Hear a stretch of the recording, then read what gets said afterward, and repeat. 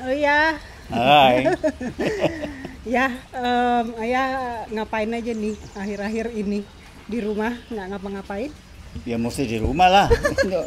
Lagi COVID sih ya Jadi soalnya. apapun work from home. Hmm, Jadi tapi dari dulu kayaknya ayah juga sering work from home. sudah 5 tahun terakhir. Oke. Apa aja ya masih sibuk, masih banyak yang dikerjain. Up, banyak banget. Saya banyak banget. Kayaknya Apa aja? nggak ada break juga deh. Gitu. Nggak ada ya kayaknya. Karena apa? Ya permintaan untuk satu, ayah masih jadi ketua dari 7 apa 9 organisasi. Wow. Semua organisasi nirlaba ya, jadi ini lingkungan sosial, ekonomi gitu ya. Tapi yang akan menjadi lebih banyak karena terus di rumah, ayah sekarang jadi lebih banyak baca maupun nulis. Gitu. So, Iya. Terakhir kemarin sempat nulis buat Madani juga ya soal itu. kayaknya begitu. Iya, jadi sebenarnya kan kita anak-anak muda ini yang ditulis ayah tuh menarik gitu mengenai sejarah pembangunan berkelanjutan gitu. Kenapa kita dalam perang, mungkin quote and quote perang antara lingkungan dan ekonomi itu sebenarnya kata ayah nggak harus ada yang menang gitu, dua-duanya bisa itu. Nah tapi teman-teman nih yang kita muda sekarang kita udah ngejalanin aja gitu, cuman kita nggak tahu tuh sebenarnya sejarahnya tuh gimana sih, kok bisa begitu, dan apa yang bikin ayah terinspirasi untuk terus bekerja di bidang ini nih, apa kira-kira? Ya banyak ya. Tapi sebelum kita ngomong perkara pembangunan berkelanjutan kan latar belakangnya itu kan urusan lingkungan. Ya. Lingkungan gitu. Jadi satu keadaan ekonomi yang memburuk, lalu lingkungan yang amburadul gitu, itu yang ini. Nah, tapi apapun yang di Indonesia ini sampai timbul gerakan lingkungan itu yang mendorong itu sebetulnya lebih dari dimulai dari gerakan yang sudah terjadi di tingkat global. Gitu. Ya dua-duanya sih bareng gitu ya, di satu pihak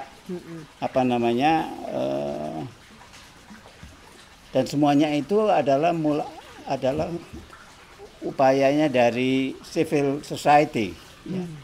Gerakan masyarakat madani. Nah ini kan Nah ini pas madani. banget jadi berarti masyarakat madani. Jadi masyarakat itu waktu itu pembangunan lagi giat-giatnya dilakukan oleh pemerintah, oleh berbagai pihak, dan ada banyak kebijakan publik tentang pembangunan yang masyarakat nganggap keliru tuh. Pembangunan tuh kok jadi begitu? Ya. Ini zaman apa nih? Nah, Soeharto, ini, Soekarno, gini, mana? itu Pada semua dimulainya di sekitar tahun 60-an. 60-an. 60-an. Jadi bahkan sebelum Orde Baru. Sebelum Soeharto. Gitu. Nah, Aku aja belum lahir ya. iya. Iya. Dan itu ini ayo bicara di ranah global gitu ya. Itu di mana-mana terjadi karena kebetulan pada waktu tahun 60-an itu juga praktek pembangunan ekonomi waktu itu yang namanya pembangunan itu tidak ada lain dari pembangunan ekonomi. Oke. Belum ada tuh pembangunan Nggak ada berkelanjutan. sosial apa Nggak nggak ada. ada. Kalau kita ngomong pembangunan ya artinya pembangunan ekonomi gitu. Nah, pembangunan ekonomi pada waktu itu punya dampak yang luar biasa ya karena dia tidak peduli lingkungan, tidak peduli walaupun pretensinya ataupun maksudnya untuk memperbaiki ekonomi, akan tapi dampaknya dia merusak lingkungan dan kondisi masyarakat ya tidak sejahtera gitu loh. Sehingga waktu itu banyak sekali reaksi penolakan dari masyarakat, civil society-nya itu. Dan itu di mana-mana, di tingkat global, nasional, sampai ke tingkat lokal gitu, di mana-mana ada itu. Nah, dan itu di Indonesia pun sampai ke pelosok-pelosok itu terjadi. Nah, gelombang kesadaran dan keprihatinan terhadap lingkungan yang makin rusak ini itu yang kemudian menarik perhatian publik itu sejak tahun 60-an tadi itu, sehingga menjadi banyak reaksi, tapi pada waktu itu bahkan di tingkat global itu PBB itu atas desakan dari inisiatif dari Amerika mencanangkan tahun 60-an itu sebagai namanya dekade pembangunan. Development decades. Yang pertama itu di tahun 61, mulai tahun 61 ke sana. Nah, 10 tahun itu adalah penuh dengan hanya pembangunan ekonomi, tapi yang dampaknya seperti yang tadi itu gitu. Tapi waktu itu dekade itu dianggap sukses. Karena berhasil membangun. Karena berhasil membangun, masyarakat miskin bisa banyak yang dientaskan. Ya. Pembangunan fisik ada di mana-mana, segala macam itu. Walaupun tujuan utamanya untuk pengentasan kemiskinan tidak terjadi. Tidak terjadi, banyak gagal di mana-mana itu sebenarnya itu. Nah, itulah yang kemudian timbul gelombang kesadaran penolakan terhadap pola pembangunan dan kebijakan pembangunan yang seperti itu gitu. Karena nggak berhasil makmur, membuat rakyat makmur. Iya. Nah, di Amerika itu untuk menggambarkan betapa ini bukan gerakan yang digerakkan oleh siapa-siapa politisi, bukan oleh pemerintah, bukan sama siapa-siapa. Itu ada di Amerika itu ada satu buku. Kalian mesti baca ini. Namanya Silent Spring. Silent Spring, yes. Itu ditulis oleh Rachel Carson. Penulis ini menggambarkan betapa dia tiba-tiba pergi kemana-mana di daerahnya itu, dia lihat semuanya sepi, sunyi. Itu dulu tempat situ ramai, burung-burung berkicau, itu hijau segala macam ini, tapi jadi sepi, sunyi, tidak ada burung-burung sana gitu. Pada waktu itu musim semi, spring, dan karena ternyata bukan hanya burung-burung, banyak hewan-hewan yang lain mati. Jadi ini hutan, masih wilayah hutan sebenarnya. Ada yang hutan, ada yang kebun, ada mana-mana gitu sebenarnya. Daerah pertanian. Daerah pertanian. Dia mati karena waktu-waktu itu petani-petani di Amerika digalakkan untuk dia memakai pestisida. Pakai pupuknya pupuk kimia. Ini segala macam ini. Itu dampak dari terutama pestisida, disinfektan itu yang membunuh burung, serangga, macam-macam sana. Dan itu membuat kehidupan menjadi sunyi, sepi karena itu. Jadi itu maksudnya untuk membuka perkebunan, tapi dampaknya malah merusak. Iya, merusak. Karena apa? Karena waktu itu sebetulnya sudah dimulai waktu itu era namanya revolusi hijau. Green Revolution. Itulah awal dari gerakan lingkungan. Bukan, gerakan hijau. Gerakan pertanian. Oh, sorry. Sorry, itu adalah mulainya dari revolusi hijau. Green Revolusi hijau yang maksudnya adalah revolusi pertanian. Maksudnya pertanian. Jadi pertanian itu menjadi tumbuh berkembang, tapi dengan semua dengan bahan-bahan pupuk kimiawi apa semua yang merusak lingkungan gitu. Ya. Nah, itulah yang kemudian gara-gara itu kemudian buku Silent Spring itu yang mendorong, kemudian terjadi banyak kajian-kajian dilakukan oleh pemerintah yang ujung-ujungnya akhirnya pemerintah akhirnya mengeluarkan namanya Endangered Species Conservation Act. Jadi itu tahun berapa kira-kira? Tahun 62, itu buku tadi 62 ya. Undang-undang tentang perlindungan satwa spesies-spesies terancam punah itu tahun 63. Nah, itulah karena itu sudah menjadi gerakan waktu itu. Gerakan penolakan itu gerakan masyarakat kemana-mana, sehingga advokasi dari gerakan itu bisa merubah policy, kebijakan, bisa menjadi undang-undang. Gitu. Itu tingkat global. Dan ini banyak sekali di negara-negara lain juga terjadi seperti itu. Gitu. Nah, di Indonesia, kalau di Indonesia, kepedulian tentang alam, lingkungan itu tumbuhnya, munculnya dari kampus. Dulu itu semua yang bergerak pertama adalah mahasiswa di kampus-kampus sebagai yang tinggi, yang ketika itu dimulai dari kelompok-kelompok pencinta alam. Kelompok pencinta alam. Jadi sehingga waktu itu kegiatan ekstrakurikuler mahasiswa itu adalah kayak naik gunung, camping, diving, rafting, kayak gitu-gitu itu populer dan banyak sekali. Karena waktu itu mahasiswa sudah terlalu jenuh dengan bukan hanya kurikulumnya yang berat, tapi iklim kehidupan politik pada tahun-tahun itu juga sudah lebih mencekam. Tapi kan kalau itu kan politik ya. Jadi bukan faktor ekonomi. Kalau di global kan tadi kan didorong oleh karena ada faktor pembangunan ekonomi yang terus lalu dampaknya merusak alam. Tapi kan pada saat itu di Indonesia belum segitunya ya pembangunannya.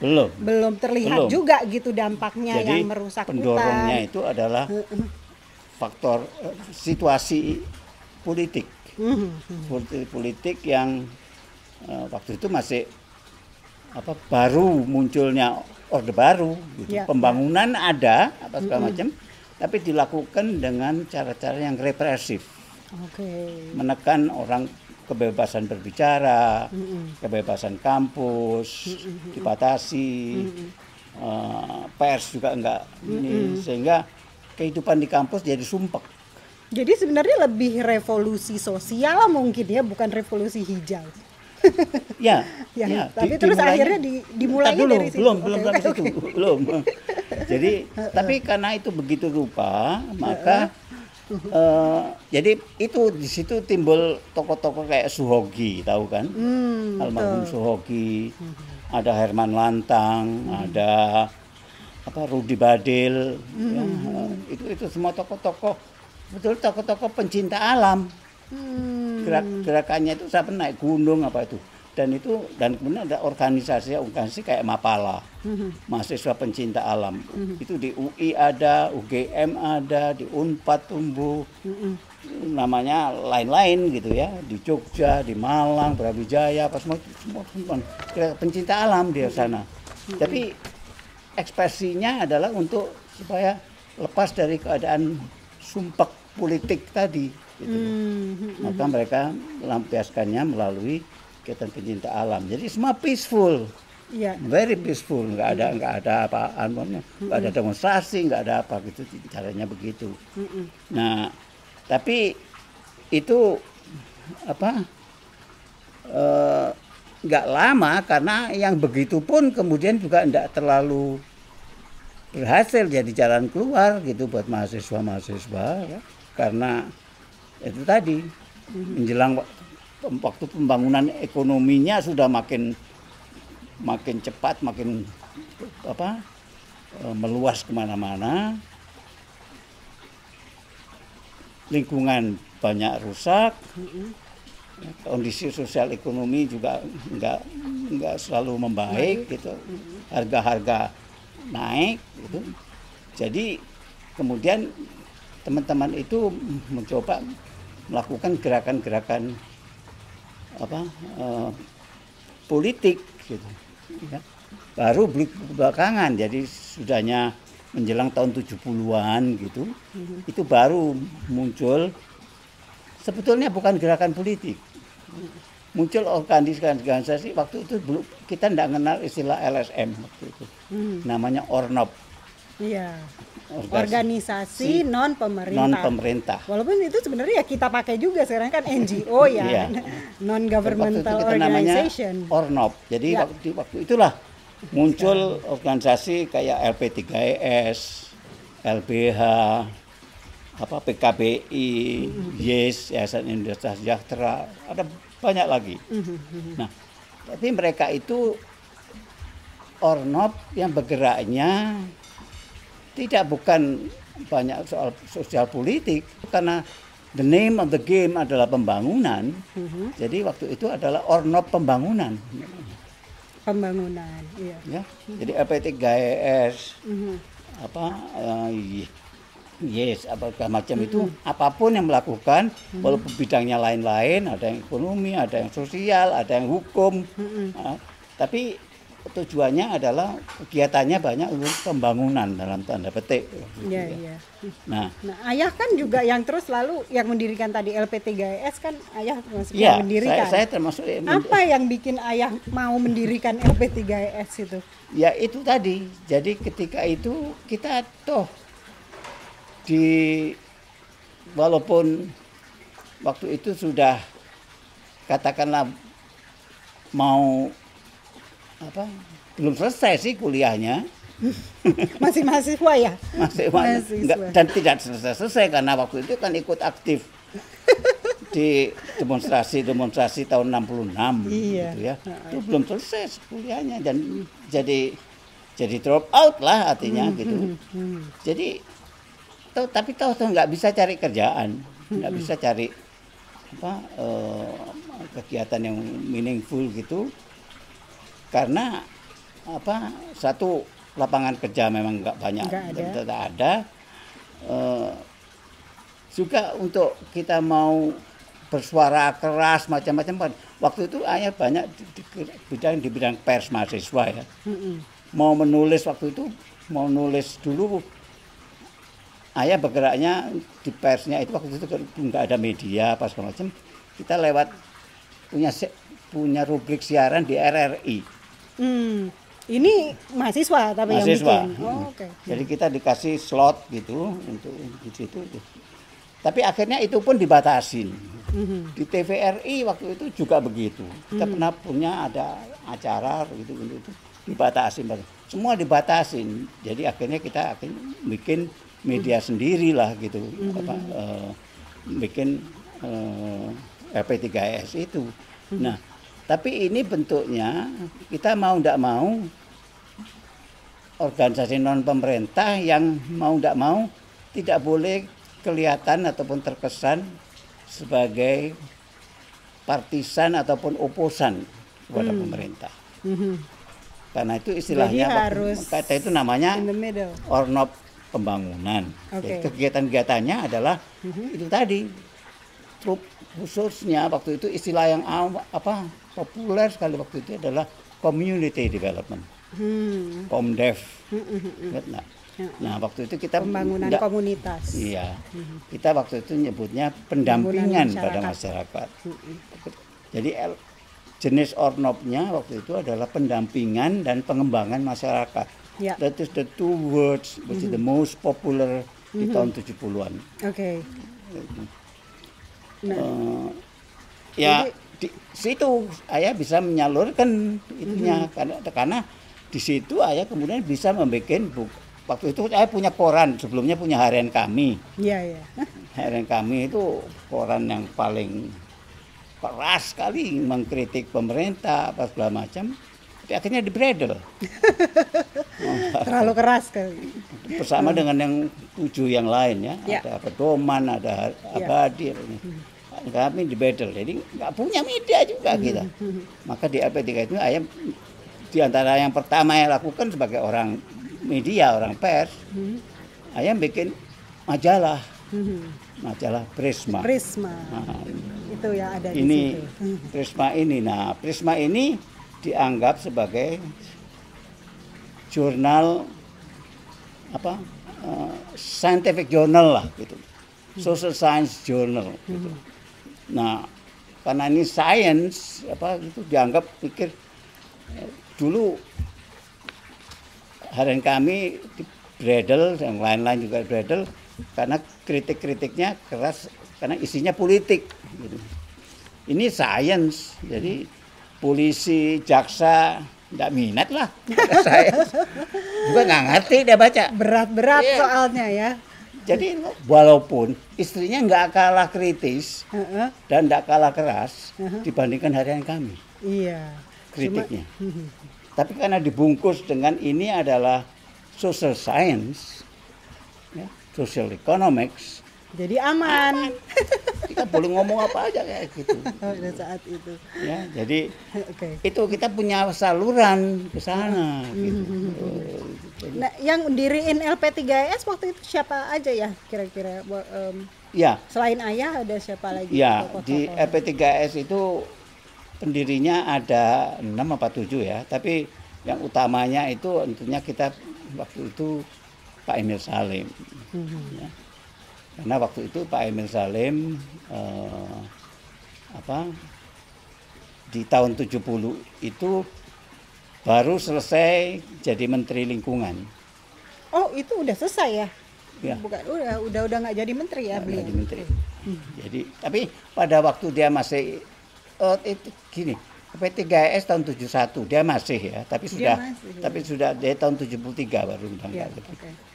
Nah, tapi kemudian ada Pak Emil Salim karena waktu lalu ada sesmennya Kementerian Lingkungan Hidup waktu itu, Pak Kusnadi Harja Sumantri almarhum. Jadi, Pak Emil, Pak Kus, lalu ada salah satu asisten Menteri Lingkungan Hidup namanya Pak Kismadi. Kismadi, bapaknya fasilitatornya Madani. Butsi. Butsi. Iya benar.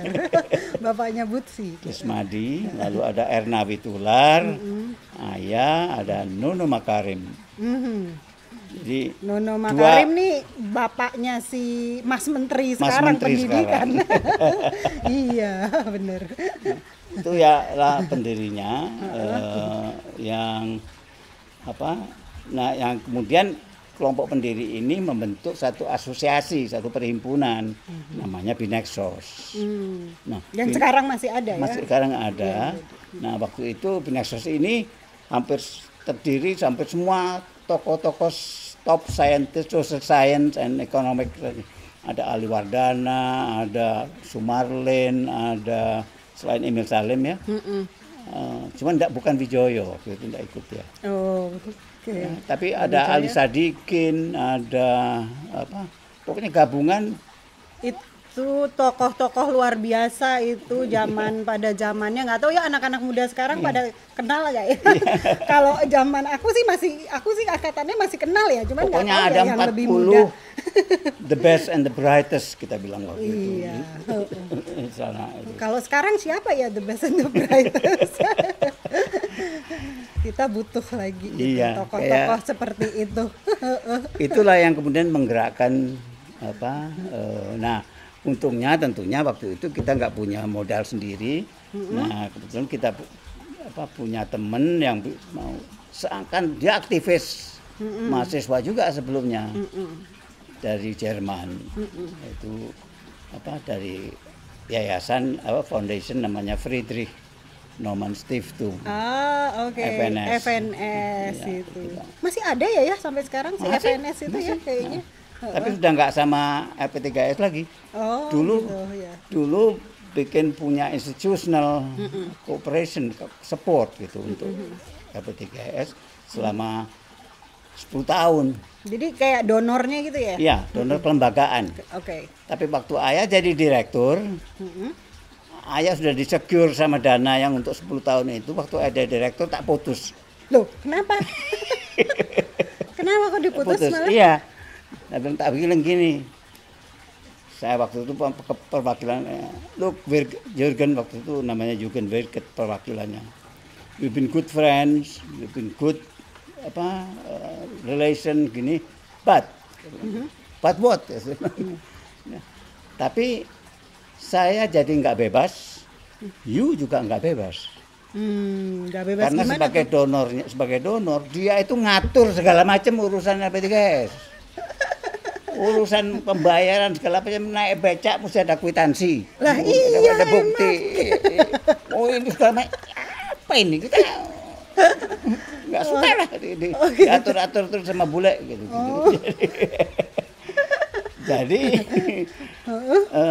Jadi kita bilang, saya bujuk. Jadi gimana kamu gini? Supaya kita tetap terus teman, kita putus hubungan institusional. Ya. Tapi kan kamu udah nyediain duit untuk 5 tahun lagi, itu harusnya 5 tahun. Ayah jadi ini udah 5 tahun. Uang yang kamu sediain 5 tahun ke depan itu kamu tarik semua, rupakan gedung, kasih kita properti. Ya, dengan begitu nanti kita punya perkantor situ, nanti kamu juga kita kasih pavilion kecil buat kamu ada. Nah dengan begitu kita tetap lanjut, tapi hubungan kita proyek, bukan kelembagaan. Bukan kelembagaan. Lala dengan sudahnya dibujuk rayu macam-macam, dengan kita bolak-balik ke Jerman segala, dikasih. Tapi pada saat itu LP3S sudah cukup kuat ya fondasinya sebagai lembaga, jadi udah nggak perlu lagi support dari itu, udah bisa dari kita nyari CFNS, dengan ya? begitu kita bisa nyari sumber-sumber lain. Kalau sebelumnya kita hanya tergantung kepada satu sumber saja. Sejak itu kita diversified. Gitu. Nah perannya si LP3S ini sendiri, ini karena kita lagi ngomongin gerakan lingkungan itu tadi ya. Kalau perannya LP3S itu sendiri kan emang dalam konteks pembangunan yang lebih luas ya di Indonesia gitu. Tapi ada nggak sih yang emang lebih spesifik terkait dengan pembangunan lingkungannya atau menuju pembangunan berkelanjutannya gitu? Atau itu lain lagi gitu? Akhirnya ayah kan ada organisasi-organisasi lain gitu yang akhirnya dibentuk yang emang khusus untuk lingkungan gitu. Ya, sebetulnya seperti namanya, LP3S itu lembaga penelitian pendidikan di bidang ekonomi dan sosial. Bineksos juga perhimpunan di bidang ekonomi sosial. Jadi fokusnya ekonomi sosial. Tapi pada waktu itu prinsip pembangunan berkelanjutan, walaupun tidak pernah ada nama itu seperti itu, sudah kita pakai. Kita banyak kegiatan untuk penghijauan daerah-daerah gundul apa. Sehingga karena itu LP3S juga diantara yang menerima pertama penghargaan Pekal Pataru. Itu proyek pesantren. Oh udah ada ya waktu itu Kalpataru ya. Itu dapat gitu. Jadi upaya-upaya pelestarian lingkungan sudah dilakukan, walaupun tidak spesifik itu. Gitu. Tadi ada banyak kan yang akhirnya setelah LP3S ayah membuat juga lembaga-lembaga lain atau ornop NGO yang emang untuk khusus di bidang lingkungan gitu. Nah ini sebenarnya kenapa ya kok jadi harus dibuat lembaga-lembaga itu? Tadi ada Kehati dan lain-lain, ada Ecolabel gitu dalam konteks advokasi ini sekarang. Iya.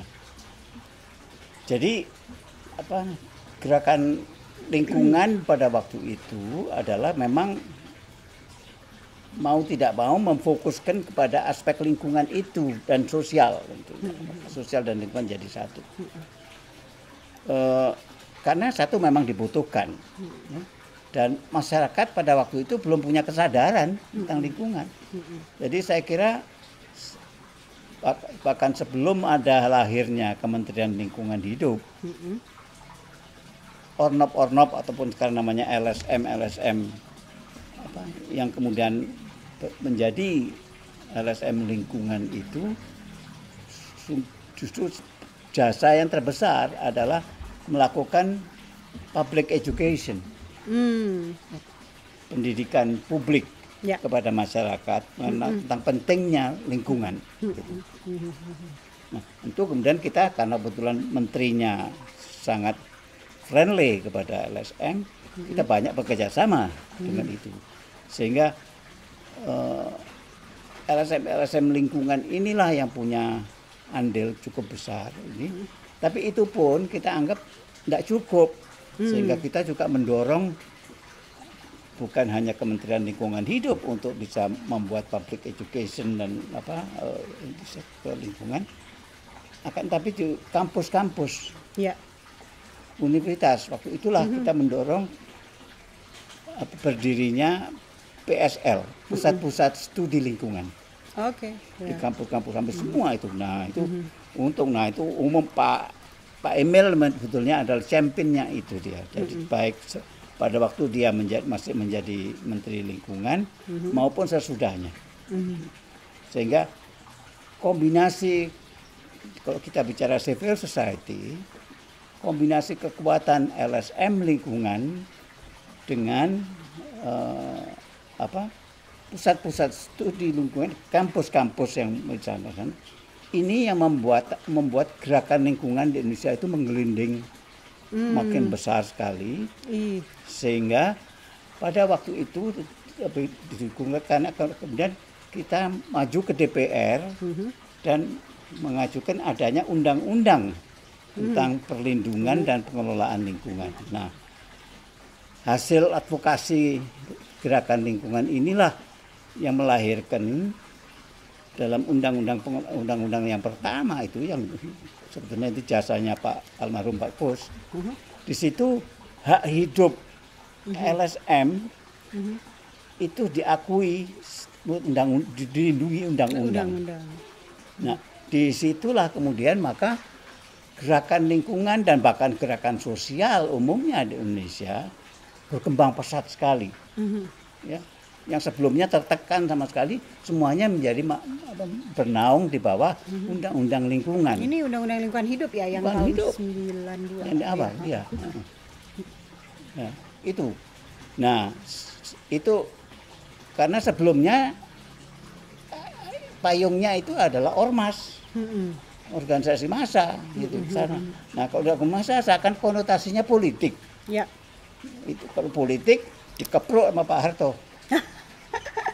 Tapi kalau ini LSM ini makanya disebutnya bukan ornop, bukan ini tapi LSM, lembaga swadaya masyarakat.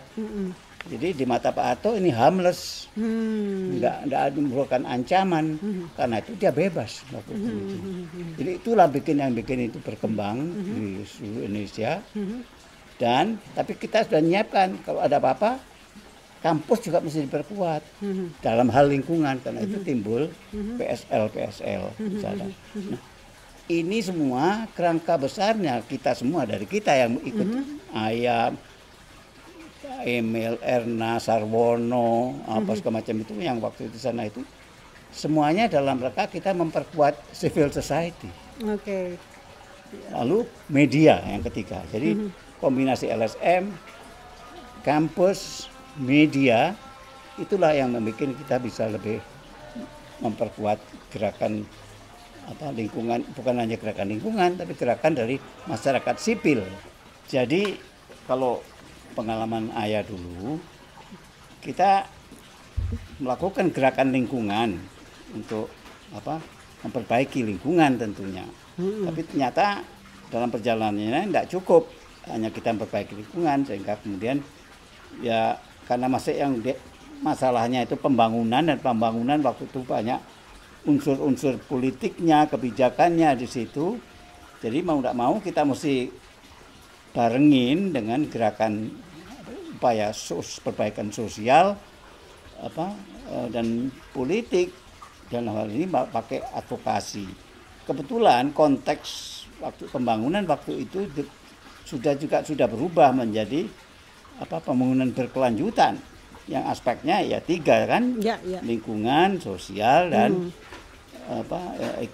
ekonomi sosial dan lingkungan, ekonomi, sosial, lingkungan, 3 itu gitu.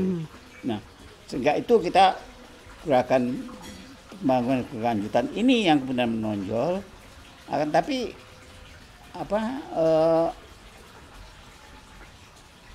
kita lihat bahwa sosialnya ini lebih kental, aspek-aspek maupun juga yang untuk lingkungannya, aspek-aspek politik menjadi masih bagian tak terpisahkan dari itu semuanya.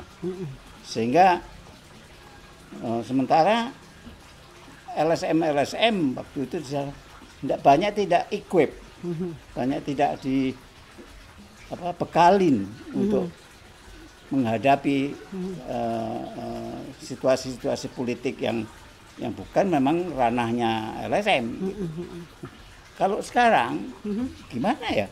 Kan sekarang justru pembangunan berkelanjutannya kayaknya mau di berangus.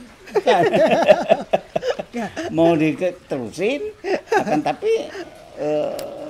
intervensi politiknya juga besar. Iya betul. Jadi sebenarnya kalau aku ngelihat sih ya kayaknya nggak jauh berbeda ya. Walaupun sebelum ini kita sempat pada saat mungkin ya zaman ini kan ada beberapa era gitu, zamannya ayah yang dulu banget yang awal-awal. Lalu ada era lagi yang terus ada lebih di mana NGO atau LSM lingkungan mulai itu kan bertumbuhan, ada Walhi, ada dan lain-lain ya, emang tumbuh gitu banyak, termasuk juga di daerah gitu. Dari artinya kesadaran masyarakat sipil itu yang mungkin usaha dari teman-temannya ayah juga ya dulu itu untuk pendidikan dari kampus-kampus dan lain-lain itu membuahkan hasil, menimbulkan kesadaran di mana akhirnya tumbuh ada LSM baru gitu.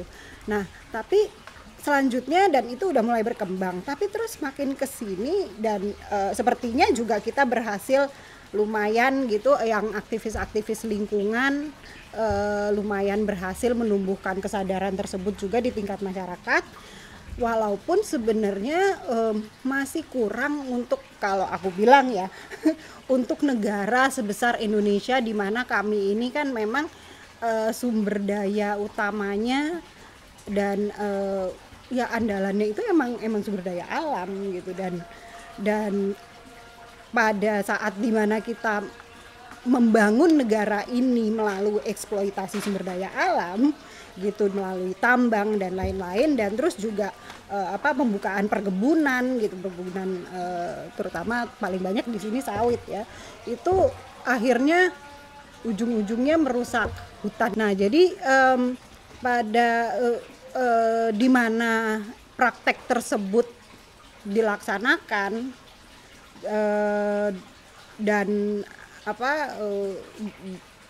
NGO atau LSM juga sementara itu meneruskan advokasi bahwa pembangunan tersebut supaya lebih ramah sosial, ramah lingkungan, di mana tidak terlalu merusak lingkungan, itu masih terus gitu diperjuangkan jadi sampai sekarang gitu. Nah, konteks pada saat kita juga kemarin kan juga ada isu climate change yang terus mengglobal, dan terus kita juga di mana Indonesia juga berkomitmen gitu untuk mengurangi emisi gas rumah kaca gitu. Jadi nggak hanya pembangunan, tapi ini ada persoalan yang lebih besar lagi nih, apalagi nih sekarang di era Covid kita diingetin lagi gitu. Ada masalah yang lebih besar nih, ada ancaman yang lebih besar lagi gitu. Ini masalah climate change gitu, and itu bisa membunuh banyak lagi gitu manusia dibandingin si penyakit ini gitu sekarang. Nah ini di saat kondisi seperti itu kita pun merasa bahwa ini kita kayak masih memperjuangkan hal yang sama ya kayak zaman dulu gitu, dimana pada saat awal-awal timbul gerakan ini, karena gerakan lingkungan ini karena tidak merasa khawatir bahwa pembangunan yang dilaksanakan merusak alam, ya sekarang ya masih gitu. Dan kalau pada saat itu ada juga timbul dicampur ada campuran antara gerakan politik, sosial dan lingkungan. Nah sekarang nih kayaknya balik lagi gitu juga ke sini gitu, karena nggak tahu di akhir-akhir ini kita pun juga agak harus berhati-hati dalam hal menyuarakan kepentingan masyarakat publik gitu, atau memang mau mempertahankan apa yang our resources gitu yang masih ada gitu, hutan yang tinggal nih yang masih ada nih, mau mempertahanin itu aja kok kayaknya makin susah gitu. Ya, gini sebetulnya bukan hanya isunya masih sama dan belum banyak beranjak ke perbaikan itu. Akan tapi seperti Didi tadi bilang, tantangannya lebih besar ya, karena selain lingkungan sumber daya alam yang biasa makin rusak ini, ada climate change yang luar biasa, dahsyatnya itu di sana. Tapi juga arenanya berubah. Iya, betul. Arena berubah dan kekuatan yang menghalangi perubahan lingkungan, perbaikan lingkungan itu juga makin besar sekarang. Betul. Apa besarnya? Karena sekarang ini selain kita berhadapan dengan kebijakan pemerintah yang tidak ramah lingkungan, hampir semua banyak, karena prioritasnya masih tetap ekonomi, infrastruktur, investasi, yang semuanya itu tidak peduli lingkungan. Juga seperti Didi tadi sebut, ada korporasi, perusahaan-perusahaan swasta maupun BUMN yang kekuatannya luar biasa, yang sekarang ini berkolusi, menyatu politiknya pemerintah sama kepentingan ekonominya korporasi, menyatu dan bikin koalisi yang besar sekarang. Nah, plus belakangan saya lihat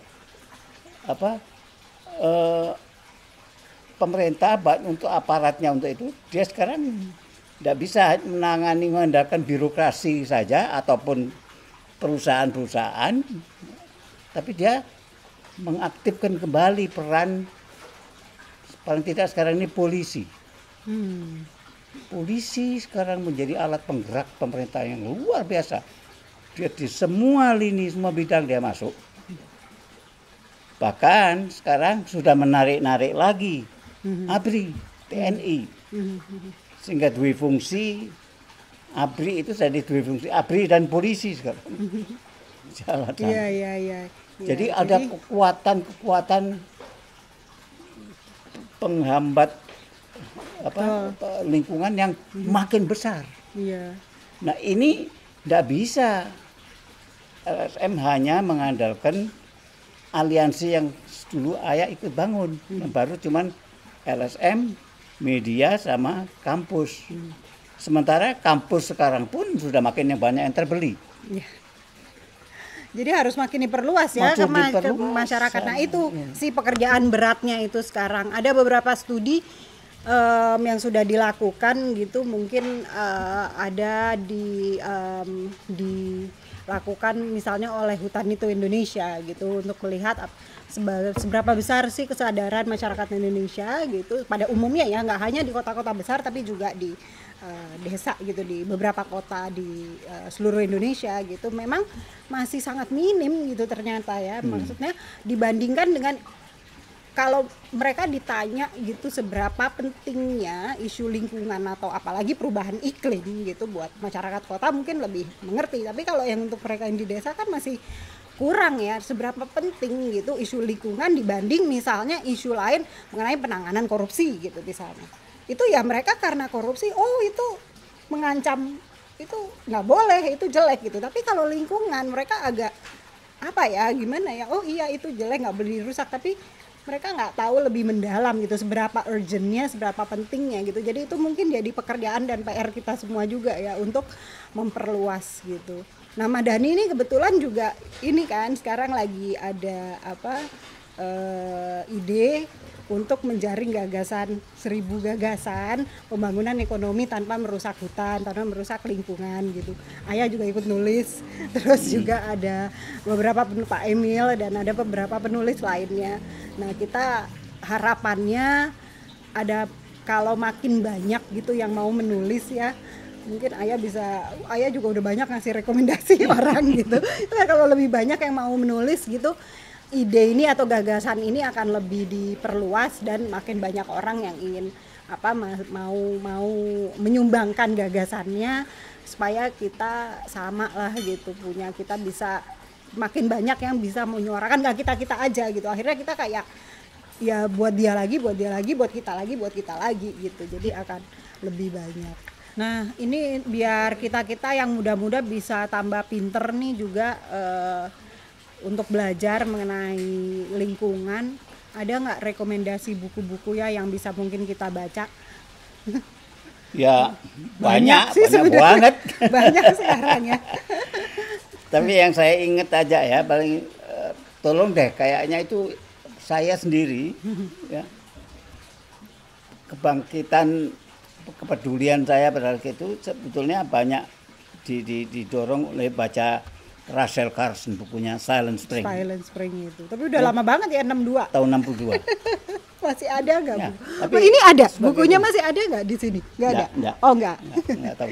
Saya tahu sambok orang pinjam nggak tahu nggak balik. Oh sayang ya. Nah, yang kedua saya ingin karena mau tidak mau lingkungan dan ekonomi itu sekarang menjadi begitu penting. Saya kira kan ada ilmunya namanya environmental economics. Saya dulu belajar tentang ekonomi lingkungan ini, yang katakanlah ekonomi lingkungan 101 lah gitu. Iya. Ada buku namanya Environmental Economics, an Elementary Introduction oleh David Pearce. Okay. Tahun 93. Itu ya 101 lah. 101 jadi ya. mulai itu. Sekarang udah banyak sekali, banyak macam-macam kayak gitu. Tapi yang menurut saya bagus banget itu yang oleh David Pearce ini. Gitu. Sudah itu tentu wajib semua baca Our Common Future. Ya, yang oleh WCED, World Council on Economics and Development.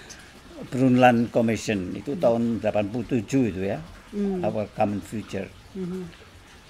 Nah sudah itu ada buku tipis namanya Striking a Better Balance. Ini sebetulnya final report dari kegiatan namanya Extractive Industries Review. Oh zaman itu ya. Yang dipimpin oleh Pak Emil Salim, EIR, Pak Emil Salim. Itu hasil orkestrasi ke seluruh dunia. Yang Pak Emil, ayah sama Kiki Chandra Kirana Mbak Kiki di sana itu. Saya kira ini karena bagaimanapun ini tentang ekstraktif industri, tambang, migas, apa segala macam gitu. Itu bagaimana dampaknya pada lingkungan. Ya. Ini is a must. Oke. Ya. Lalu yang berikut. Udah pernah baca dulu. Udah lama. Lalu ada buku yang editornya adalah Haryadi Kartodiharjo dan Hira Jamtani. Oh iya. Ini dia. Udah lama banget nggak ngelihat Ibu Hira Jamtani. Politik lingkungan dan kekuasaan di Indonesia. Saya kira Madani penting banget ini untuk lihat dan baca ini, ya. Karena di situ hubungan, kalau tadi semua hanya dilihat dari ekonominya, ini situ. Saya siapin khusus kopi dari ininya, saya nggak bisa dicari lagi. Oke. Lantas sudah itu ada lagi di tahun 2015 itu Jeffrey Sachs menulis Oke. buku tebal ini, The Age of Sustainable Development. Yes. Jeffrey Sachs ini Penting ini banget. a tower. Orang hebat paling ini yang Dan sampai sekarang juga masih, mengenai ya. tentang sustainable development, belajarnya sini dah. Dari dia dah anunya. Nah, kemudian yang terakhir yang saya rekomen adalah ini nah, karena tadi bagaimanapun peran dari korporasi menjadi penting, dan mereka sekarang menurut saya malahan korporasi itu bukan hanya perusak lingkungan, tapi banyak yang sudah menjadi champion lingkungan.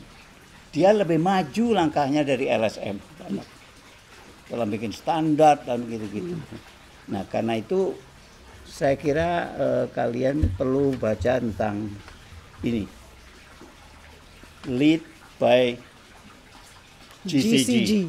Good Corporate Governance, ya, oleh Pak Mas Ahmad Daniri. Mas Ahmad Daniri ini kakak dari Mas Ahmad Santosa. Ya, Mas bagus Ota. sekali, Bang Ota. Ya, ya paling nggak inilah ada 8 yang saya rekomen untuk itu. Wah, berat-berat nih kayaknya.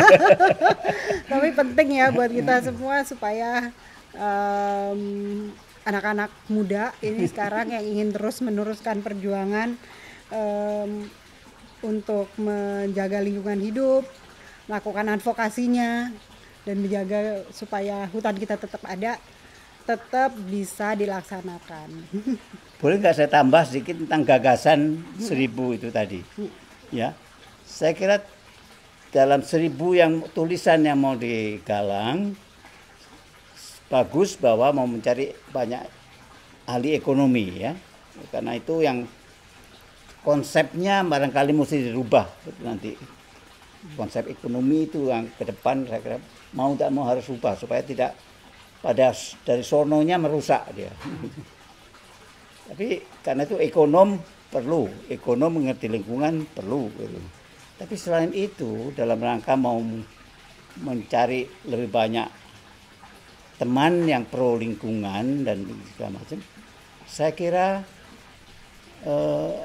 Madani mesti banyak minta teman-teman dari daerah, pemerintah daerah, Untuk ikut nulis. gubernur, apa wali kota, apa bupati, untuk nulis. Baik ya. Karena itu yang akan banyak bisa bikin jadi bolonya Madani nanti. Iya. Karena sebenarnya kita sih sekarang emang nggak menutup kemungkinan untuk siapapun gitu untuk ikut menulis gitu. Emang sekarang memang kita masih meng-approach beberapa tokoh untuk bisa menulis supaya maksudnya untuk bisa menjaring dan men-trigger yang lain juga ikut mau nulis gitu. Makasih ya banyak atas ceritanya. Thank you ya. Oke.